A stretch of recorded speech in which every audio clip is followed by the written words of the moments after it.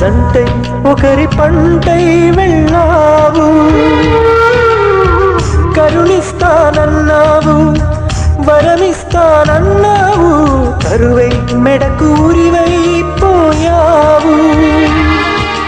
దేవతలోనూ ద్రోహం ఉందని తేలిపావు, దీపం కూడా దహిస్తుందని తేల్చావు.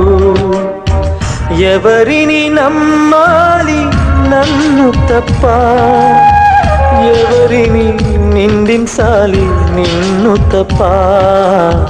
నువ్వంటే ప్రాణమని, నీతోనే లోకమని, నీ తోడే లేకుంటే బ్రతికేది ఎందుకని.